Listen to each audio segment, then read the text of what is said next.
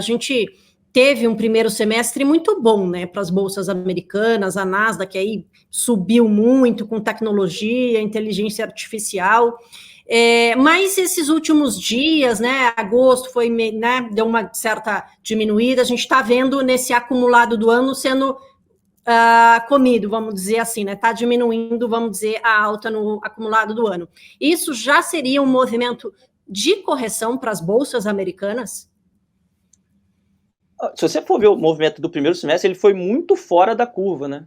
Também, a gente veio de 2020, que os índices caíram muito. Então, assim, você ter um retorno do jeito que você teve, você ainda estava longe, né? Você não chegou nas máximas, mas, assim, de certa forma, no começo do ano não parecia tão provável. Depois a gente teve lá o episódio dos bancos americanos, que também aumentou um pouco o receio dos investidores, mas aí depois surgiu essa narrativa da inteligência artificial que trouxe os investidores a ficarem otimistas, né? Mas aí quando você vai ver, são poucos players que realmente fizeram o movimento desses índices. Do meu lado, eu acho que se a gente tivesse um semestre negativo, não seria nada absurdo, até por causa que o movimento do primeiro semestre foi muito positivo, como eu falei. E assim, mesmo você... Hoje o Nasdaq valorizou mais de 30% no ano, né?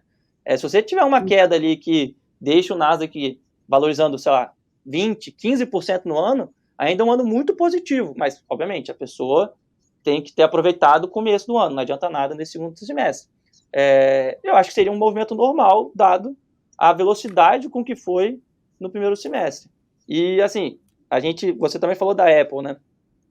A gente tem que ver agora esses grandes players, como é que eles vão fazer, né, nesses próximos resultados, porque essas ativos, essas empresas são tão grandes, são tão representativas nos índices, que qualquer notícia relacionada a essas empresas impactam os índices. Então, como você falou ontem, você teve a decisão lá da China de restringir o uso de aparelhos da Apple em empresas públicas, talvez só quando a pessoa estiver na empresa ou até completamente.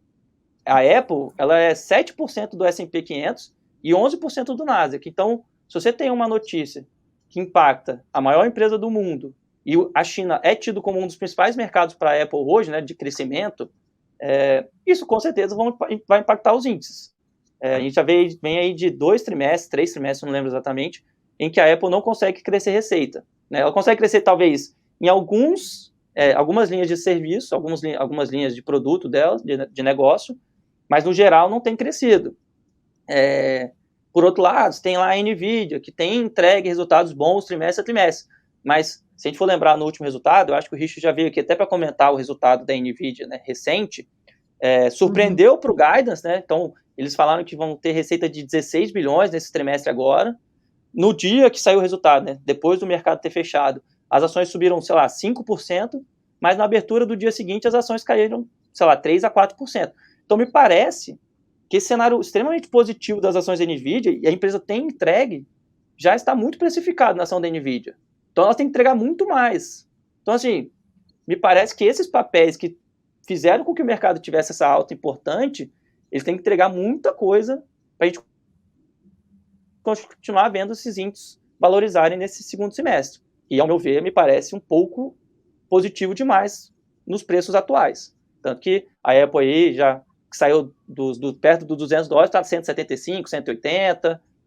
Então, ao meu ver, eu não acharia nada absurdo a gente ter um período negativo. Obviamente, você pode ter players, né, ações específicas que têm um segundo semestre melhor. Você vai pegar a parte de energia que sofreu no primeiro semestre, pode ser um beneficiado. Então, assim, a escolha de papéis agora é muito mais importante nesse segundo semestre do que foi antes. Maravilha. E já que a escolha é tão importante agora, vamos pular aqui para a nossa carteira de BDRs. Eu quero entender, nesse cenário um pouco mais nebuloso, né, do que as coisas estão se tornando um pouco mais difíceis, como é que vocês pensaram a carteira de BDRs? O que você pode falar em termos gerais? Como é que vocês escolheram esses ativos para compor as cinco BDRs ali na carteira? A dificuldade de você fazer uma carteira só de 5 ativos é que você não pode muito correr o risco de ficar muito concentrado em um tema, em um setor específico. Então, a gente sempre gosta de fazer uma carteira bem diversificada. Então, a gente tem um play para apostar em inteligência artificial, a gente tem um play para apostar em petróleo, a gente tem cases cuja a empresa a gente gosta da marca, mas está passando por um momento desafiador, mas a gente acha que ela vai conseguir surfar, então a gente tenta sempre mesclar, né, os papéis, para a gente não ficar muito focado num tema só. Se for positivo, beleza, mas a chance também pode ser que seja negativo e acabe penalizando muito o investidor. Então a gente conseguiu fazer essa mescla. Dois papéis que, ao meu ver, eu fico bem confortável para investir hoje, são os papéis da BP, que é a British Petroleum, né, uma das maiores petroleiras do mundo, uma das principais petroleiras lá da Europa, e a Book Holdings. Assim, o papel já movimentou muito nesses últimos trimestres, mas a gente ainda vê uma final de consumo dos cidadãos em relação a viagens. Então, assim, você pode ter, por um lado, problemas na relação com viagem, né? Se as empresas aéreas começarem a ter maiores gastos com petróleo, com combustível, isso poderia, de certa forma, impactar os cidadãos, não querer mais viajar, mas eu ainda acho que a gente vê uma leve tentativa dos cidadãos de aproveitar a reta final de verão lá nos Estados Unidos, né, de férias. Então, mas dentre as duas, eu ainda prefiro mais a BP do que a Booking, né, só para deixar bem claro. A Booking, você tem uma empresa que negocia a múltiplos bem abaixo do que seus principais players nos Estados Unidos, quase 50% abaixo. É uma empresa que tem conseguido entregar resultado, tem pago bastante dividendo e feito recompra de ação. Então, assim, eu acho que você tem uma margem de segurança muito importante no case, e se a gente vê esse preço de petróleo permanecer nesse nível atual, ela tende a entregar resultados ainda melhores nos próximos trimestres, né? Se você for pegar os primeiros trimestres desse ano, o resultado foi pior do que o ano passado, mas vamos lembrar, ano passado você ainda estava no início da guerra da Ucrânia, então você teve aquele impacto nos preços das commodities, as empresas acabaram se beneficiando daquele aumento nos preços. Então, a base de comparação dos 2 primeiros trimestres nesse ano era muito difícil dela bater. Você teve a queda do preço da commodity, né, em relação ao ano passado, e você também teve, de certa forma, os cidadãos eles passaram a ter menos recursos da Covid, né? Ainda tinham recursos, mas já está em patamares menores do que do ano passado também. Então, o consumo, de certa forma, reduziu um pouco em alguns estratos ali. Mas eu acho que o importante é você ver, é um papel que é barato hoje ainda, e a empresa está conseguindo entregar proventos para os seus acionistas, né? Principalmente via recompra de ação. Então, eu acho que para você apostar no mundo de petróleo, a BP é um dos principais players hoje para o investidor internacional. Então, dá para aproveitar essa oportunidade aí que o petróleo abriu, vamos dizer, de valorização aí, né, Enzo? E aí, só para lembrar aqui, gente, só para botar o ticker aqui, né, da Booking Holdings é BKNG34 e da BP B1PP34, né? São as suas duas recomendações aí para a carteira de BDRs para setembro, tá, gente? Lembrando aqui que o pessoal da Empíricos faz uma carteira mensal aí de BDRs com 5, então se você quiser acessar a carteira completa lá, a gente vai deixar o link na descrição. Mas para continuar um pouquinho mais essa nossa conversa aqui, Enzo, depois dessas duas recomendações aí em BDRs, queria te perguntar aqui como é que fica o dólar, né, nessa situação, porque há uns meses atrás a gente, né, tinha uma perspectiva mais positiva, até do dólar chegar um pouco menos ali, tivemos a 4,70, mas agora ele já está mais perto ali, né, está ali nos R$5. Como é que você está enxergando agora com essa mudança de cenário, na verdade, né? Como é que deve permanecer o dólar? Ele se fortalece nesse cenário? Esse fortalecimento do dólar não é uma exclusividade tupiniquim, né? Não foi só aqui no Brasil que o dólar saiu dos 4,70 para R$5. Se você for pegar, tem um índice chamado, né, do Dollar Index, que é uma cesta de moedas em relação ao dólar. E ele valorizou cerca de 5% desde as mínimas ali no começo de julho. Estava 100 pontos e agora está perto dos 105. Se você for ver, o movimento de 4,80 para R$5 é um movimento de 4,5%, é algo parecido. Então, esse movimento foi meio global e grande parte é com esse aumento nos juros de 10 anos, né? Que nesse mesmo período foi quando saiu dos 3,70 para 4,20. Então, quando você tem os juros de 10 anos atingido esse patamar, os investidores do mundo inteiro olham e pensam, ok, eu posso correr risco de ações ou eu posso comprar um ativo sem risco que vai me render 4% ao ano, 4,2% ao ano. E a gente tem que lembrar que os juros hoje nos Estados Unidos estão em patamares que a gente não via há muito tempo. Esse patamar de 4,20 é pelo menos o maior nível dos últimos 5 anos, que eu consegui ver aqui rapidamente aqui no Bloomberg. Mas se eu vou estender, se você for pegar depois da crise lá de 2008, esse patamar de juros é muito maior, né, hoje do que era lá atrás.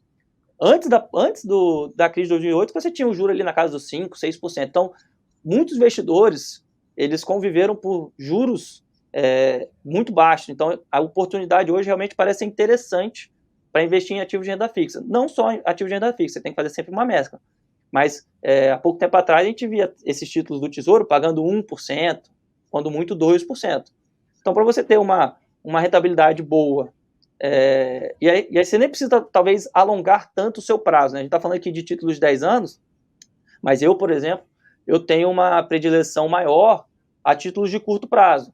Então, você pode ter títulos ali, tantos os títulos que a gente chama de curtíssimo prazo, né? Tem lá o ETF BIL, BIL, ele compra títulos de 1 a 3 meses. É como se fosse o Tesouro Selic, né? Então, ele acompanha bem próximo a rentabilidade da taxa básica nos Estados Unidos. Então, está rodando ali na casa dos 5%, 5,25%.